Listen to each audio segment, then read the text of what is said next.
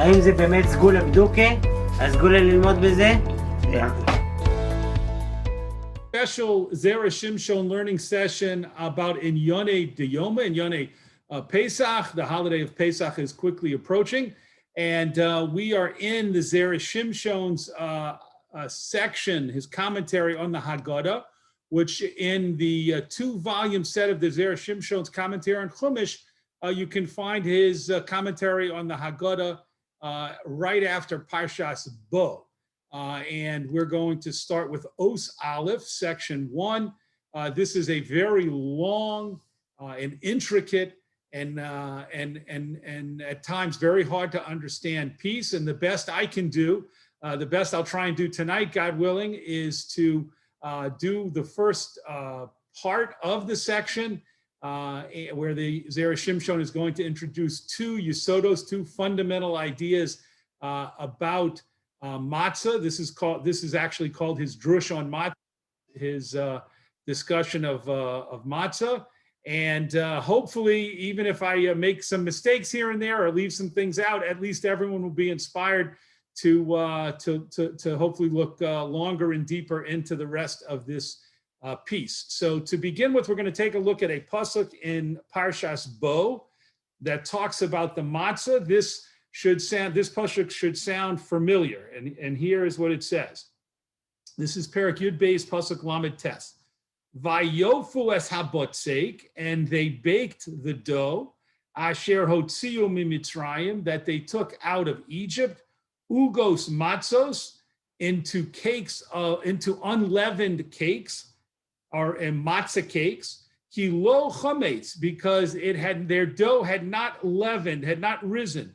Ki gorshu mimitzrayim, because they were chased out of Egypt.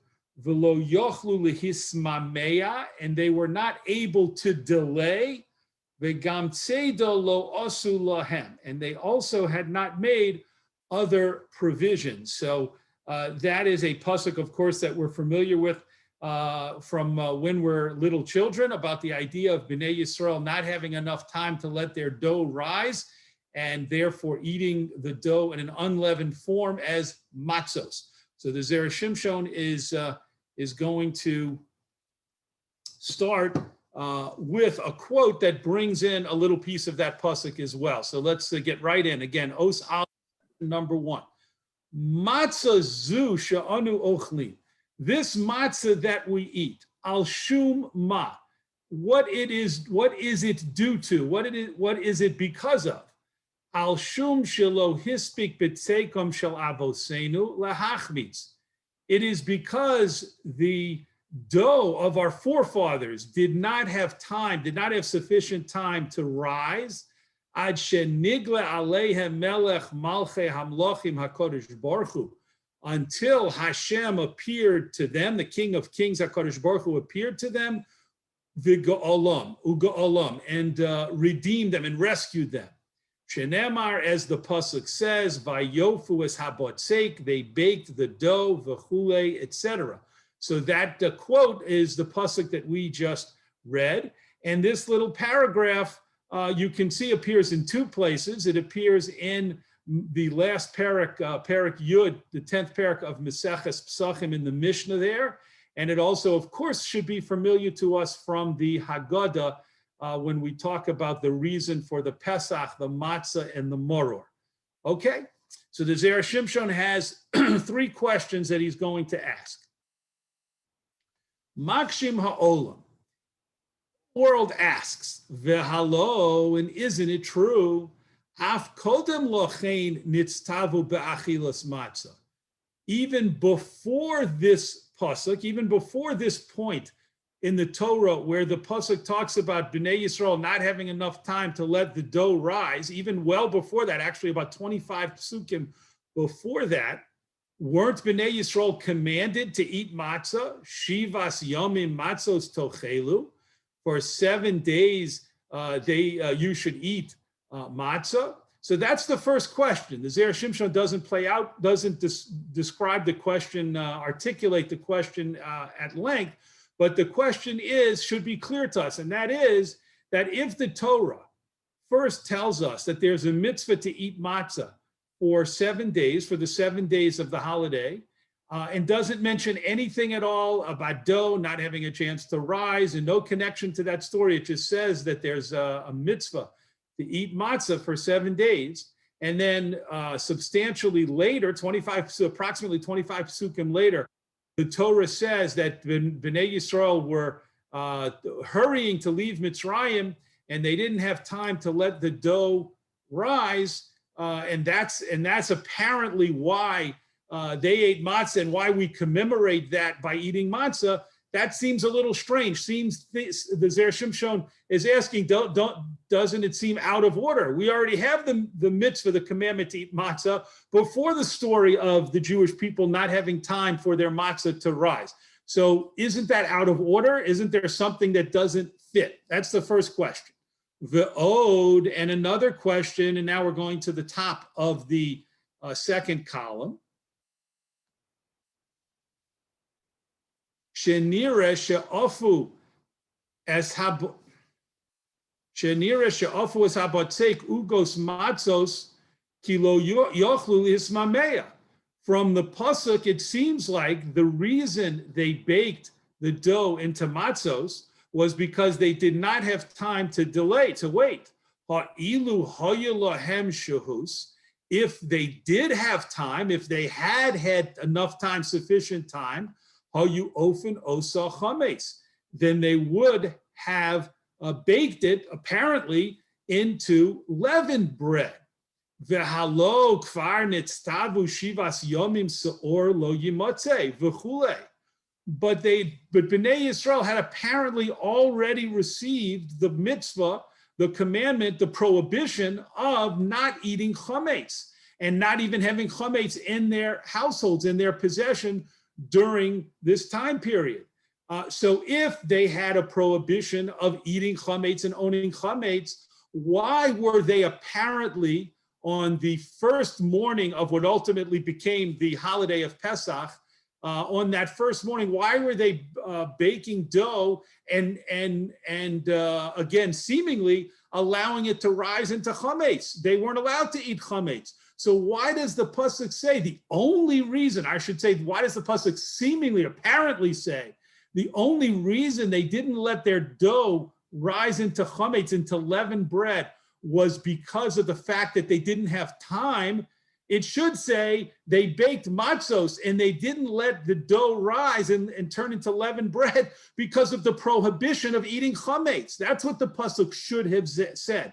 The Zera Samson, and that's the Zera Samson's second question. Why does it not base the fact that they made matzah because of the prohibition, but rather base it on the fact that they did not have time to let the dough rise? V'leka l'meimar, and we shouldn't say kehahi de Rabbi Yossi Haglili, according to the view of Rabbi Yossi Haglili, one of the Tanoim brought down in the Gemara, shePesach Mitzrayim ein chimutzo noheg ela yom echad. Rabbi Yossi Haglili's view was that when the Jewish people were in Mitzrayim, in Egypt, for that very first Pesach, and the very first time in history of bringing the Korban Pesach, in other words, the time of the actual Exodus, says that the prohibition for eating chametz at that time only lasted for 1 day, for the first day of what ultimately became the 7-day holiday of Pesach. So that means starting on the first night when the Korban Pesach was being eaten, there was a prohibition of eating chametz, and along with that, a mitzvah to eat matzah. And so too, the next day, not meaning that same day, it started at night and it went into the next the daylight hours. There was also a prohibition of eating chametz and not of and a mitzvah to eat matzah. But Rabbi Yossi Haglili says that only lasted 1 day.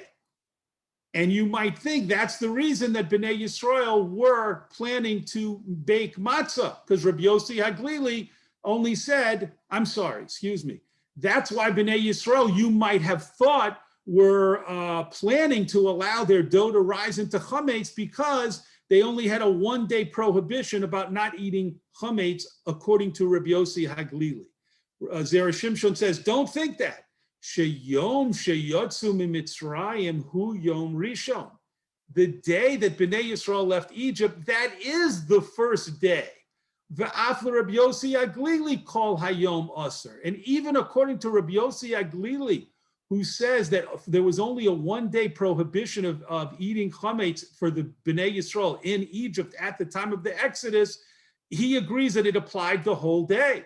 Kidi Isa Sham B'Psachim, as the Gemara states there in Meseches Psachim. So the question, to explain this second question, what it means is, why were Bnei Yisrael apparently planning to bake bread, leavened bread, to bake chametz when they had a prohibition? And the Zera Samson says, don't try and answer and respond to me that they were doing it because of Rabbi Yossi Aglili's view that the whole prohibition only lasted one day. This, after all, was the morning of the first day. So on the morning of a day when it was forbidden to have this chametz, to own it and to eat it, how in the world can we say that they were planning to let the dough rise and become leavened bread? That's question number 2.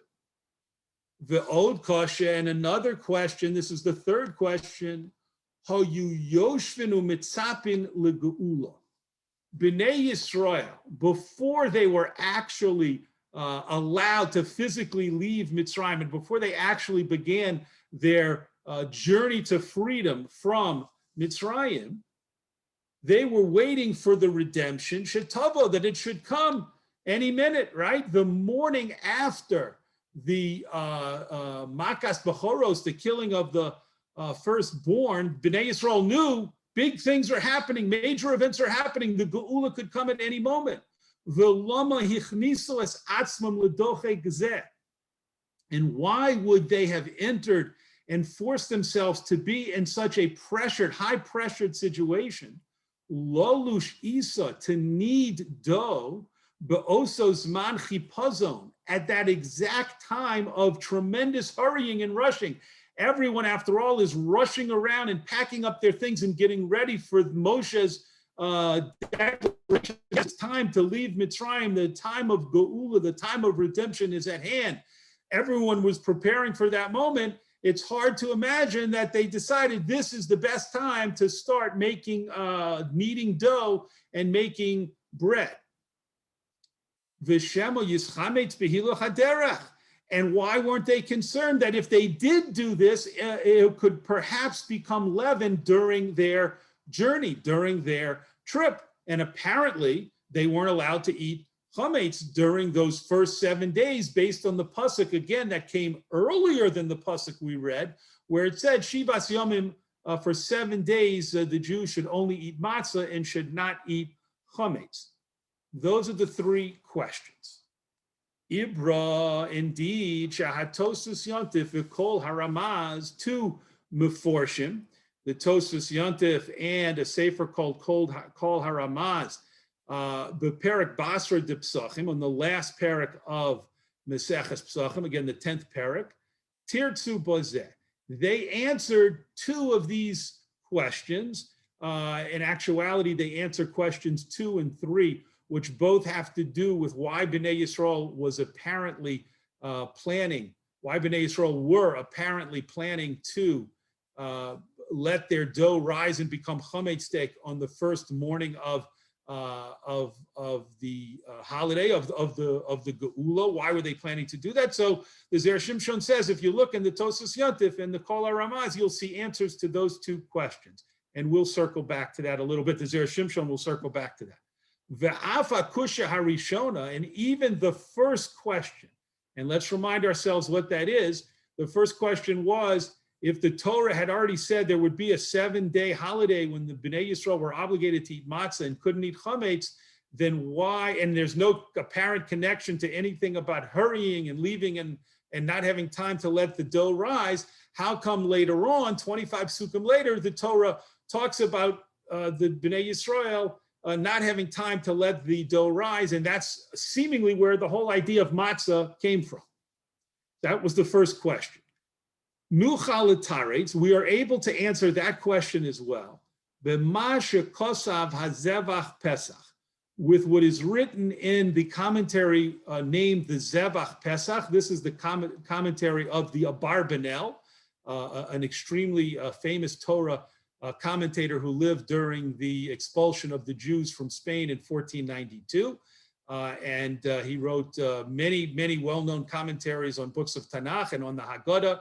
And he writes, Sheyesh shtei mine matzah, that there are two aspects to matzah, to the mitzvah of eating matzah. There are almost as if to say, if we translate it literally, there are two types of matzah. Achas zecher le'inoi v'shibud. One is to commemorate the suffering and the oppression, umishum hachi lechem oni, and therefore it is called lechem oni. It is called the bread of affliction or the bread of suffering. That's one type of matzah or one aspect of matzah. Ve'achas zecher legeula, and one type of matzah is to commemorate the redemption. So the Abarbanel, Zera Samson is bringing in the Abarbanel to give us our first yesod, our first fundamental principle, and that is that matzah has two elements or two aspects. The first aspect or the first type of matzah is a mitzvah to eat matzah to remember the suffering in Egypt when Bnei Yisrael, when the Jewish people didn't even have bread to eat and they didn't even have a whole bread to eat. They had pieces of matzah, pieces of broken unleavened bread called lechem oni, the bread of affliction. And then a second aspect or a second type of matzah is the matzah that represents and commemorates the redemption from Mitzrayim, not the slavery and oppression, but rather the redemption from Mitzrayim and the Exodus, the Yetzias Mitzrayim, the Exodus from Egypt. The Asi Shapir Lefizeh, and everything becomes clear, or everything can now become explained through this. Pesach Mitzrayim ein chimutzo noheg ela yom echad bilvad. That when we talk about Rabbi Yossi Aglili's view, that which the Zera Samson mentioned before, that in Mitzrayim Bnei Yisrael only had 1 day, not 7 days, 1 day of a mitzvah to eat matzah, and a prohibition, a corresponding prohibition of consuming chametz. The hainu zecher l'shibud. This is referring to the matzah, to the aspect of matzah that commemorates the suffering and the oppression and the servitude of Bnei Yisrael. That aspect of matzah is the only aspect of matzah that Bnei Yisrael in Egypt, before they left, were given a commandment to eat matzah along with the Korban Pesach. That matzah was the lechem oni. That matzah was the bread of affliction that was commanded for them to eat as a sign of their suffering. Shahare min acher, because the other aspect or type of matzah, shehi zecher legeula, which commemorates the redemption, adayin lo zachu ba. They still did not merit to eat that, to have a commandment to eat that type of matzah. Shelo nikres geula shlema, because the redemption was not considered complete ela la'achar kriyas Yamsuf, until the splitting of the Yamsuf, and when the Jews were truly finally freed from the power of Egypt, because the Egyptian army was destroyed at that point and at that time, which we know was Shvi'i Shel Pesach, not the first day of Pesach, but the 7th day of Pesach. So the Geula, the redemption wasn't considered complete until the Kriyas Yamsuf, which took place on the 7th day of Pesach. Kamosha Kosav Tosfos Yontif, as the Tosfos Yontif, the commentary that the Zera Samson mentioned on Mishnayos, states in his commentary on the Mishnayos in the 10th parak of Maseches Pesach. Ume'ata, now the Zera Samson is going to take this principle articulated, enunciated by the Abarbanel, and he's going to explain how that helps us understand our questions. Ume'ata, and from now that we understand this principle, al korchach tzorech lomar, we are compelled to say, Shema shekosav shivas yomim, matzos tochelu, when the Torah earlier on, right, earlier on in Parshas Bo, when the Torah brings the mitzvah of for 7 days you should eat matzos, hu ledoros haboim. That is a mitzvah for future generations. That was not a pasuk, a mitzvah, commandment that applied to the Jewish people at that time of the Exodus. The pasuk was stated to Bnei Yisrael then, was stated by Hashem to Moshe, and Moshe shared it with Bnei Yisrael, but it was for future generations. It wasn't for that year when they were actually leaving Egypt. She'elu heim l'siman ha'geula, because these days of eating matzah, this mitzvah of eating matzah for 7 days, that's a sign of the redemption. She'bo'a lahem b'shvi shel Pesach, which only came to them, meaning it was only completed on the 7th day of Pesach, when Kriyas Yamsuf took place. V'hamatzah shel halayla harishona, and the matzah of the first night of Pesach, which Bnei Yisrael in Mitzrayim ate in that first year when they did the Korban Pesach, the first Korban Pesach, al matzah u'merorim, and they ate, and there the Torah said, eat matzah and moror and bitter herbs with the Korban Pesach. He zecher l'shibud. That matzah commemorates the servitude and the subjugation. V'nicha shapir, and it makes good sense, this samich lekra, that right near this pasuk that talks about eating matzah and moror and bitter herbs with the Korban Pesach, again, for the Jewish people at the time of the Exodus. Samich lekra, it puts another pasuk nearby, ach bayom harishon, however, on the first day, you must destroy the leavened bread, which implies that only on that first day was there a prohibition of having leavened bread, possessing it, or eating it. The ach, because the word ach, however, lashon miyut hu, it is a language that implies exclusion. Meaning, why did the Torah say ach only on the first day? Because the Zera Samson is explaining, because the Torah was saying only this year, the first year of celebrating the Korban Pesach, only this year is there a 1-day prohibition of eating chametz and owning chametz, and a corresponding mitzvah to eat the matzah. But for future years, there will not be a 1-day prohibition or a 1-day mitzvah. It will be a 7-day mitzvah of eating matzah and prohibiting the consumption of chametz. Let's pause here, because this concludes the Zera Samson's first approach to answering the 3 questions that he started with.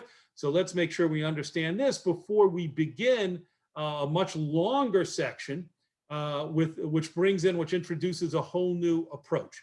So the Zera Samson, again, bringing the Abarbanel's commentary on the Haggadah, has taught us about 2 aspects of matzah, meaning we should never view matzah in a monolithic fashion, as if matzah is one thing and represents and symbolizes one thing, and that's the end of the story. No, he says that matzah has 2 very different aspects. One aspect of the matzah applied to Bnei Yisrael and commemorates their suffering in Egypt before the Geula. And the Jews of Egypt of that time, and the Jews who left Egypt, were commanded, when they brought the Korban Pesach, the first Korban Pesach in Mitzrayim, they were commanded to eat matzah. That matzah is what we call lechem oni, the bread of affliction, and that's the matzah that corresponds to, that commemorates the Shibud Mitzrayim.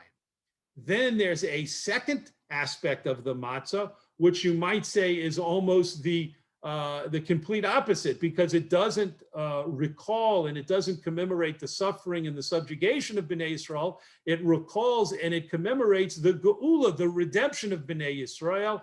And that aspect of matzah was not something that Bnei Yisrael in Egypt in that year of the Exodus itself were commanded to eat. That was only a command for future generations. And that's why it would last for 7 days, because the Geula started on the first day of Pesach and the Geula was completed by Kriyas Yamsuf on the 7th day of Pesach, and that could only apply to Klal Yisrael in future years, but not to the Bnei Yisrael in the first Pesach, who still had not experienced the Kriyas Yamsuf, who were still just in the process of beginning to leave Mitzrayim and initiate the journey that would ultimately take them on the 7th day to the shores of Kriyas Yamsuf.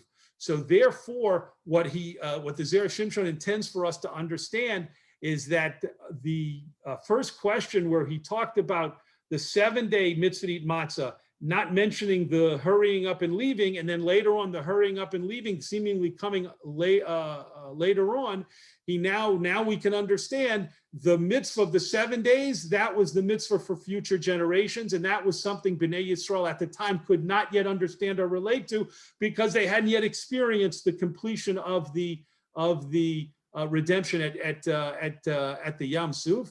And Bnei Yisrael, why is it that they were getting up and they were seemingly ready to bake their leavened bread on the first day of Pesach, when even according to Rabbi Yossi Aglili it was prohibited on that day? The answer is they were baking chametz. They were planning, I should say, to bake chametz for the future days. There was only a 1-day prohibition, and therefore they could bake chametz that morning and save it to the next day and be able to proceed, because the prohibition wouldn't apply to them for the 7 days of the holiday as would be the case for the future generations. So now let's move on to the next approach, which, as I mentioned in the beginning, we're only going to be able to start and not complete. It's a very lengthy exposition. Ve'o derech drush nuchal lomar. Zera Shimshon says there is another approach which he calls in the way of drush, in the way of a extrapolation, or the way of a deep kind of interpretation. And although the Zera Shimshon himself doesn't quote the Kabbalah, the sources on the Zera Shimshon show that this is rooted in the Zohar. And he says, Sheyodua shetam iser hachometz veheter achilas matzah.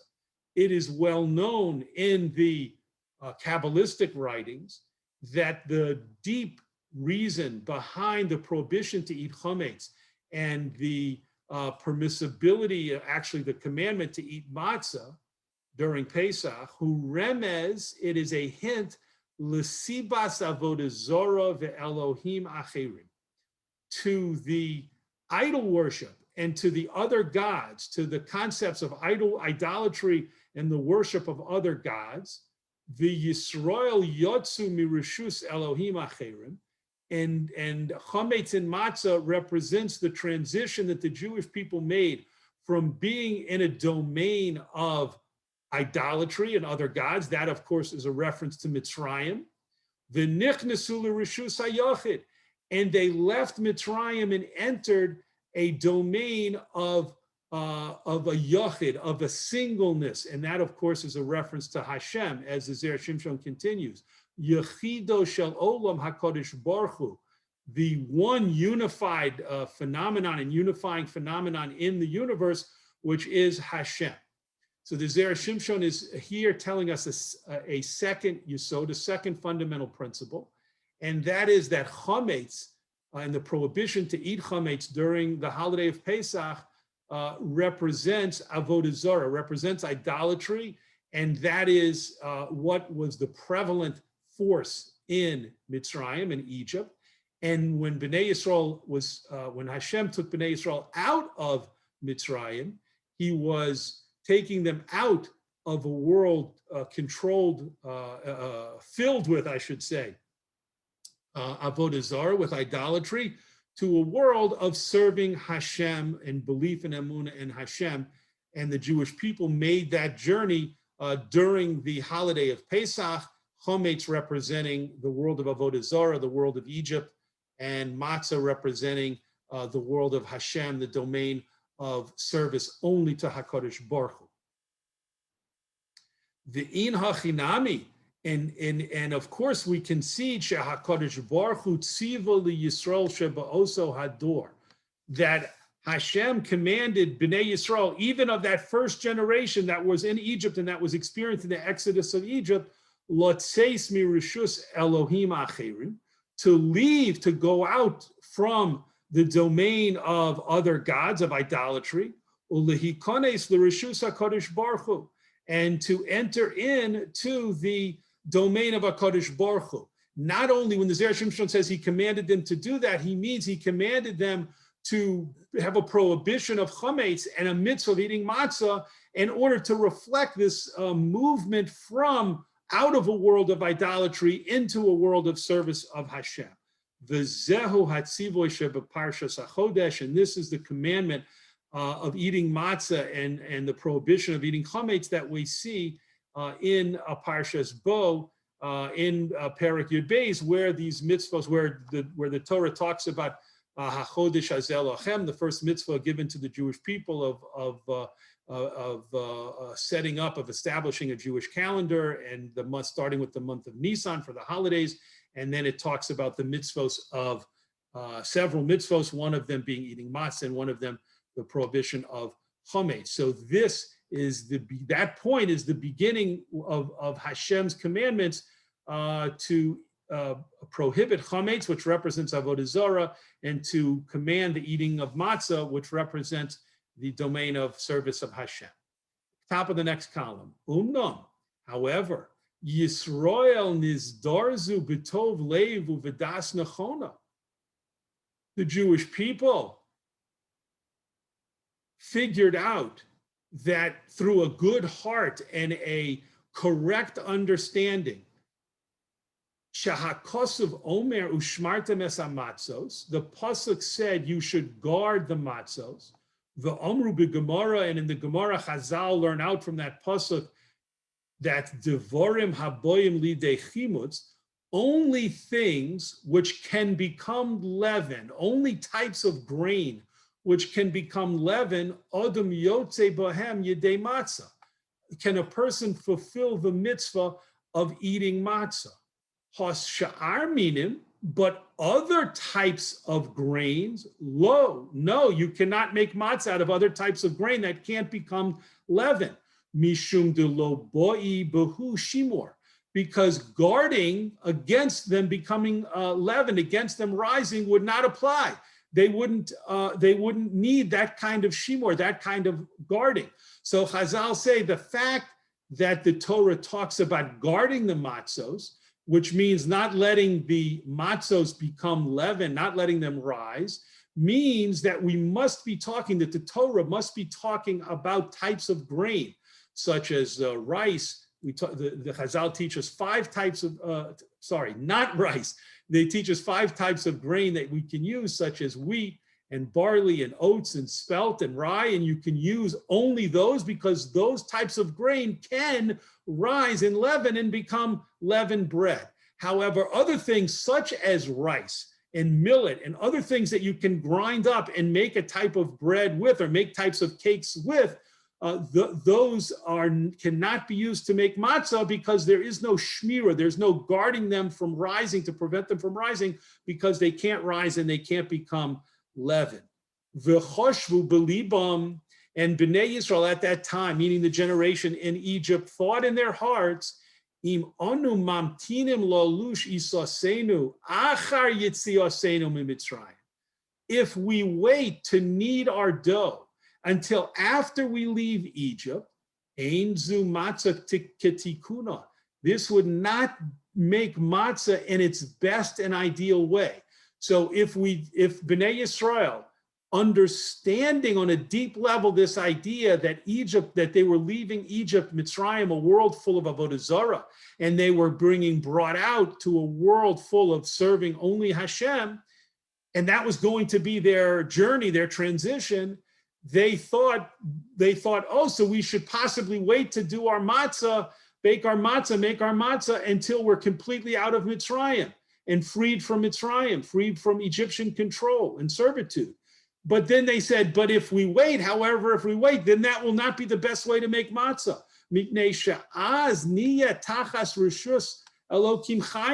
Because once we leave Mitzrayim completely, we'll be fully in the domain of Hashem. Yechido Shel Olam, the unity, the one unity in the world. Ve'ein od shom shlitas hasaor ve'hachametz. And then there will no longer be any power left to that is represented by the leaven and the chametz, which represents the power of avodah zarah.